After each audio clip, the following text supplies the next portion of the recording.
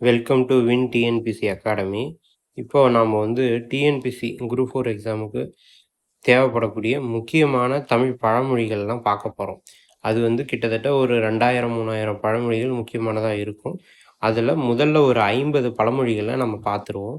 இந்த பழமொழிகளுக்கான நிறைய இது பார்த்துருக்கேன். பழமொழிகள் மட்டும்தான் இருக்குமே தவிர அதுக்கான சுருக்கமான கருத்து, அந்த பழமொழி என்னத்தை சொல்லுது அப்படின்ற அந்த கருத்து இருக்காது. ஸோ அதை தான் நாம் வந்து இந்த வீடியோவில் நம்ம பார்க்க போகிறோம்.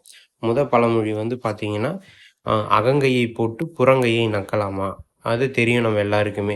கையில் ஒரு வாய்ப்பு இருக்குன்னா அதை வந்து விட்டுட்டு வீண் முயற்சி செய்யலாமா அப்படின்றது தான்.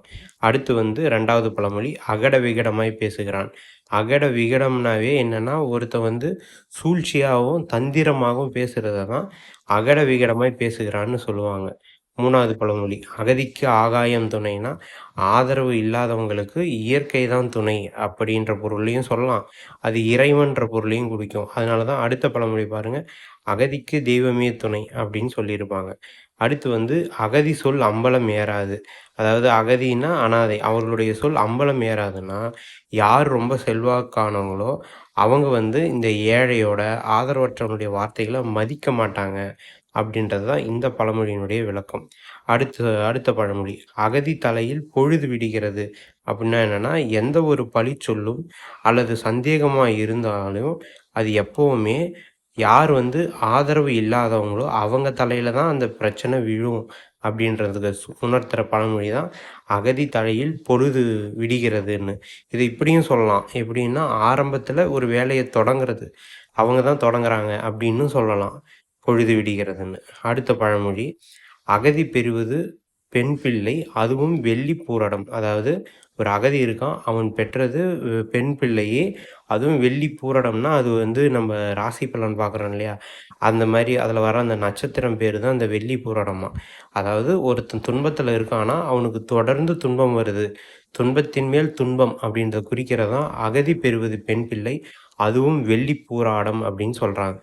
அகதியை பகுதி கேட்கிறதா, அதாவது என்னென்னா, ஏற்கனவே கஷ்டத்தில் இருப்பவனிடம் போய் வரி கேட்கறது நியாயமா, அதுதான் இந்த பழமொழி. ஆனால் இது ரொம்ப ஷார்ட்டாகவே இருக்குது பாருங்கள்.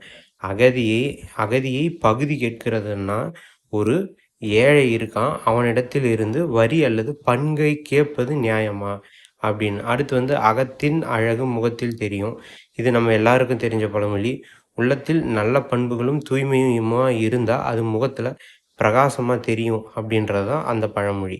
அடுத்து வந்து அகதிக்கு 1000 காய் காய்த்தாலும் புறத்தியே. அதாவது அகத்தி காய் 1000 காய் காய்த்தாலும் புறத்தியே.